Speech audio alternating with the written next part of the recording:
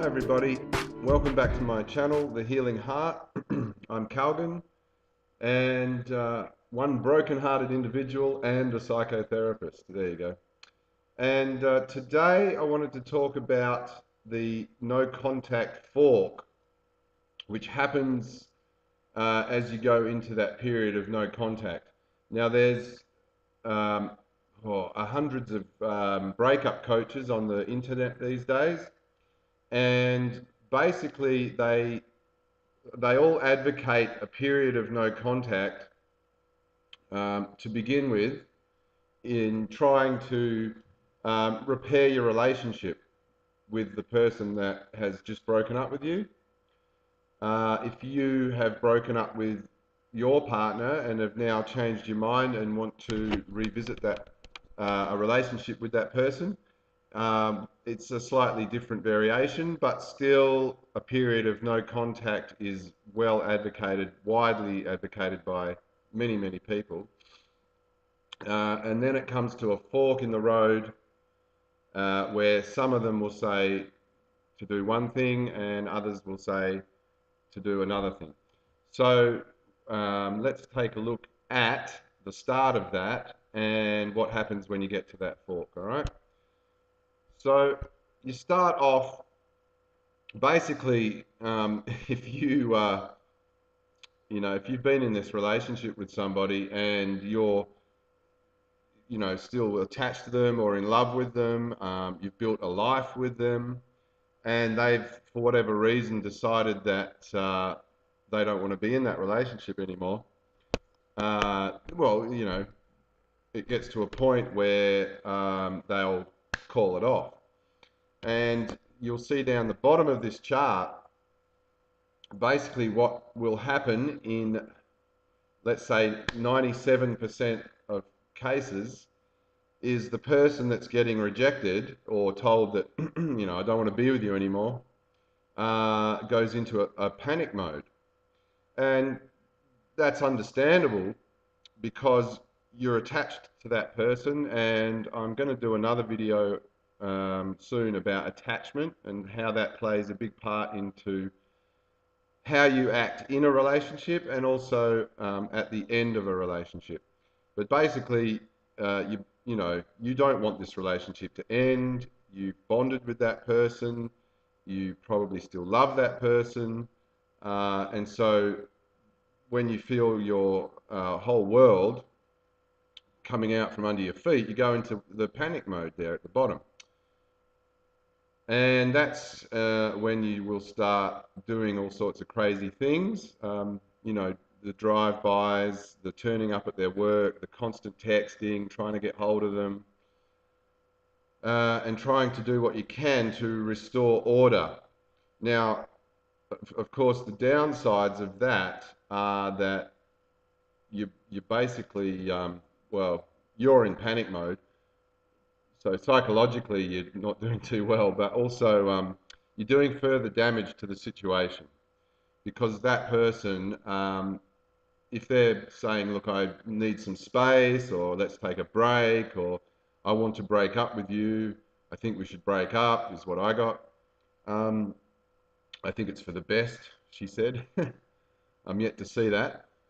But you're in panic mode, you're doing further damage. They don't want you to be constantly harassing them, trying to convince them, and it just makes it worse. Now, this is why pretty much all coaches, no matter which way they end up going with you, will advocate you've got to stop contacting that person. And no contact became this huge phenomenon on the net.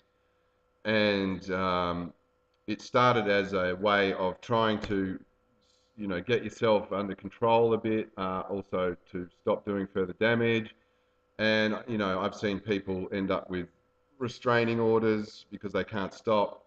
And it's rare, thank God for this, it's rare, but every now and again, you'll see in the news some guys, taking the kids and gassed himself or whatever. I mean, but that's how strong it can get. Now, so you basically need to stop contacting them and let yourself calm down a bit. Try to get yourself under control a bit, and you know, stop doing further damage. The thing is that what happens also is that the other person will, in most cases, start to feel the void left by you, even though they were the ones who broke up with you. If you've been with them any significant amount of time, especially, suddenly there's a void there for them as well.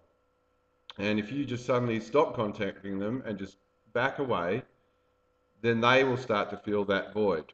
And in most cases, they'll contact you. And you know, what to do in that situation is topic for another bit further down the track.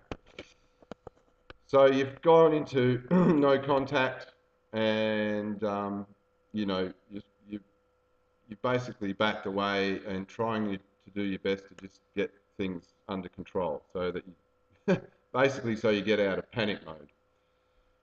So then you go along up here, you know, along in no contact. When it gets to this part here, so pretty much all coaches will advocate this first part, but then it gets to here. Now, some of them will go off this way and say, you know, to get back in contact with your ex-partner. And then the others will go this way and just say, just continue on doing what you're doing, because if they want to see you, if they change their mind, if they want to talk to you, then they will contact you at their own pace. And this fork can get a little bit confusing because, you know, as you go along in no contact, you'll start having thoughts like, you know, well, I'll probably never hear from her again. How am I going to do anything if I'm not in contact with them? So do I make contact with them, etc., etc. Now, and that's fair, and you can do that.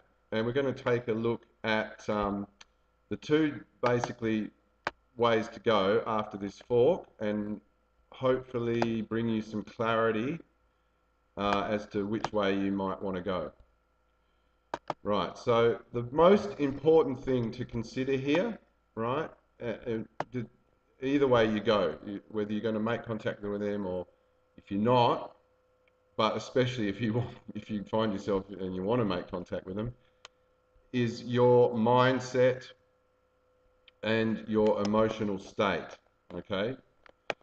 So let's keep that at the top, the emotional state, let's keep that at the top as the utmost important thing to consider when you're getting to this fork in the road, okay? So the first one we'll look at is A, where the coaches or whoever will say, get back in contact, you know.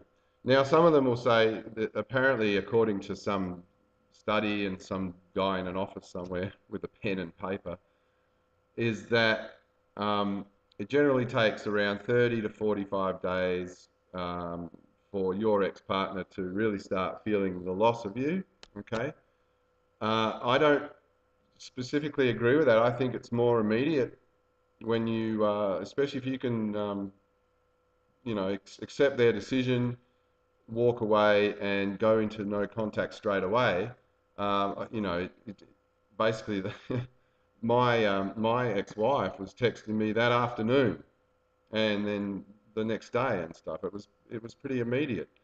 But each breakup is different. I mean, every situation's unique. It was hard for my wife to make that decision, but if your ex-partner's got to a point where they've fully had enough and they've been thinking about it for a while and it's a really bad situation, then they're going to probably feel quite free for a while. It might take a bit longer. So a lot of their coaches will say, go into no contact for 30 days and then get in contact with your ex-partner. Okay, now if we keep mindset and emotional state at the top, this can be really, really dangerous. And It's all depends on your emotional state, okay? So let's say you wait 30 days and you get back in contact with your ex-partner, whether it's a phone call or a text message or an email or whatever. Um, the first thing on the list there I put is, where are they at with it? You know, are they sitting there waiting for you to call? I highly doubt it. And then I remember a relationship I had in 2007 and 8. I think it ended in 2009. But anyway, in the early stages of that relationship, she still had an ex-partner that was, you know, pursuing her and trying to get her back and that sort of thing. And we'd be in bed having sex, and he'd be sending text messages saying, "I miss you," and "When can I see you?" and "La la la, how are you?" And what she would do is she would show me the texts and make fun of them, and then we would go back to having sex. And I made a bit of a mental note at that point. You know, I never want to be that guy. I never want to be that person um, who's, you know, trying to pursue someone when you don't really know where they're at, what they're doing. You know, at 30 days is still quite raw for people. So you're running that risk. Obviously, an email or a Facebook message or something like that is a little less, you know, in your face. They may not get it till that night or the next day or however long they check their emails and stuff. But the more important thing, secondly on the list there, is where are you at? Okay, um, because the good thing about all the coaches and the try to get your ex back programs is that when they say go into no contact, they all say, and myself included, is you don't just go into no contact and just wait around by the phone and you know, it's hard to do because you sort of that's what you do. But you've really got to go off on a path of self-care, self-love, self-education, reflecting on what happened in the relationship, doing all this stuff to you know, start getting used to being you again. Uh, you know, because when you're in a relationship, a big part of your identity becomes that person, that relationship. You know, you're the partner, you're the other person in that relationship. So you don't just go no contact and then just sort of sit on your bed staring at your phone, even though you probably will do that, but that's not the point of it. You need to really start to try to heal as much as you can, um, you know, as you whilst you move away from it. So when they say, you know, go 30 days, I mean, I've seen people be fairly okay after 30 days, but generally not. Especially if you are really feeling the pain of the breakup. Maybe you've been with this person for years. You know, maybe you've been married, living with them, and suddenly, you know, you've had property with them and kids and all this stuff, and for that suddenly to be all ripped out from under you, 30 days is, you know. So if you go in there making contact with this agenda, obviously to get them back, and you're still emotionally upset, you're really going to be doing further damage to yourself. You're probably going to unwind a lot of the work you've already done. So you need to keep that in mind. I mean, if you want to work towards 30 days or 60 days, mark it on the calendar, but don't take it as a set in stone. Just work towards it, and then think, when you get there, think about, well, where am I at? Am I ready for this? Because you may not be, and you're going to do yourself, it's going to not be good. You're going to, on third on the list there, you know, especially if they're not, if they're still undecided, or if they're fully decided, or at 30 days, they're probably still not going to be keen to want to rekindle things. And if not, and you go in there with a still emotionally upset, you're going to get further rejection, and possibly start slipping back into panic mode and doing even further damage.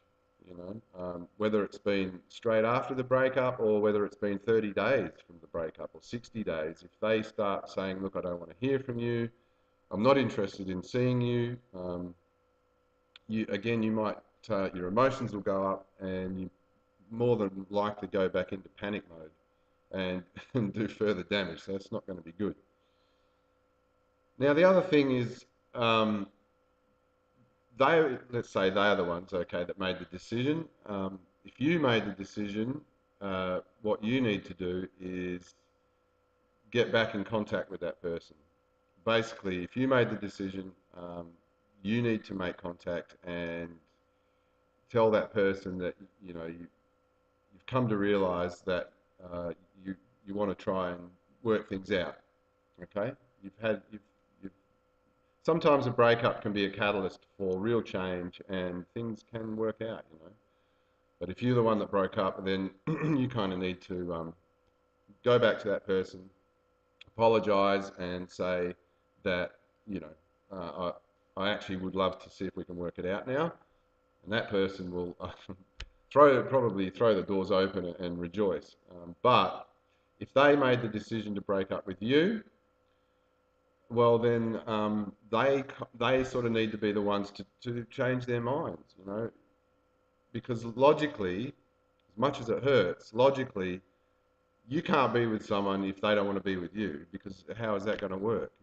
I want to be with you, but I don't want to be with you, so it's not, that's not going to work. So they are the ones that will probably have to change their minds about it,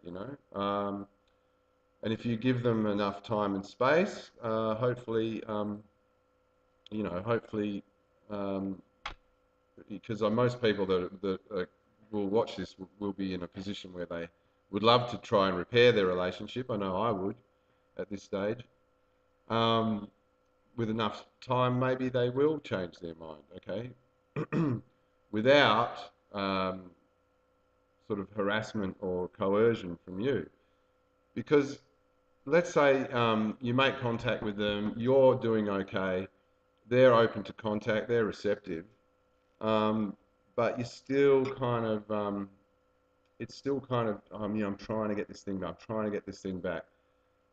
But if you walk away, move on, and they decide on their own that they would love to come back and spend more time with you and see if you can repair the relationship, well, that's going to be a much stronger foundation to start with, because for them to change their mind and want to give it another go on their own merit without any help from you, that's going to be a much stronger foundation to work with, okay? Now, just to finish off on this first bit, I'm also not saying, because there are some coaches that say, look, just walk away, never look back, don't ever contact them again. Now, if obviously if you've got things to sort out, like children or property or business or an actual divorce to go through, you can't really just walk away and never look back. But I also think that 30 days, 60 days, but whatever it takes, in enough time, you will be healed enough to contact that person, and it's not going to send you down into that spiral. And that's the most important thing I'm focusing on here, is your mental health. That's what's at stake here. And it's if you're not healed, one analogy that I sort of have used quite a bit is, if you break your leg, let's say you're playing football and you break your leg, they stretch you off the field, right? How are you going to run back out on the field in a couple of days and start kicking the football again? You won't. And you'll do further damage to your leg. Now, it's the same with your heart. your heart is broken. Your heart is a muscle, and there's certain chemicals that are being triggered, which affect the nerves running down here into your heart and causing you that pain. So until you can heal that properly, um, you know, or at least 90%, you really don't want to go trying to be around that person, or trying to get them back, let's say, whilst you're still not healed, because you're probably going to do yourself more damage. Okay. And at the end of there, it says takes two people. If they don't want to, if they're not interested, then they're not interested. I mean, what can you do? All right. So if we look at the second path, which is B, continue on. Okay, with no contact. So it's damn hard. It's the hardest thing that you could ever do. And I've worked in this field for a long time, and it's just constantly, once we get people out of panic mode and into no contact, right, yep, I'm going no contact, um, it's really, really difficult. And it's because you're attached to that person, and of course you want to get them back, and you want to, do all the things you were doing when times were good, and when, suddenly when they're not there, suddenly, everything was all good when really it wasn't. Otherwise, you probably wouldn't be broken up. But, the saying, you never miss your water till it's dry. So they're gone, and you don't get to text them or call them like you do all the time before. And to suddenly not be doing that anymore is extremely, I can't stress how difficult it is. But it gets a little easier as time goes on. The other thing about continuing on, okay, is like we said before, if they want to come back and try and repair the relationship or spend time with you, the strongest position is if they do that on their own merit. So by going into no contact, you're respecting their decision, and you're respecting yourself as well. Because if they've said, look, I don't want to be with you anymore, you need to be able to have enough self-respect to say, okay, I accept that. So that's pretty much the context of stop contacting. And again, if you've got kids and property, it's a different strategy, which a lot of the time we've called light contact. And I'll do another video on that a little bit later. But if you've got no reason to actually be in contact, let's say you were living together and you've moved out, you've got all your stuff out and you've separated and the stuff, and try to just keep moving forward, respect their decision, give them the time and space to miss you or realize, okay, so life is actually not as good as it was when we were together. Maybe I did make a mistake. Maybe they might start dating some other people, but that can actually, that's okay as well. That's what they're out doing. They're exploring, and if it works out with someone else, then that's how it will be. But life's not easy for everybody. Life's not easy for most people. So it's not like they're going to just skip off into the flowers and be having a great time. They probably will heal quicker than us, because they sort of already had a head start, because they were already thinking about it for a while. And that's why a lot of people will say, I got blindsided, because a lot of the time it's almost like we don't see the problems until actually the car has hit the wall. I know with me and my ex, we tried a lot of things to work it out, but I just don't think that I really ever thought that we would break up. So when it happened, it was a shock. But by continuing on in no contact, you're sort of protecting yourself, you're respecting their decision, and you're protecting a little bit of self-respect. And as you go on, you will build strength, okay, emotional strength.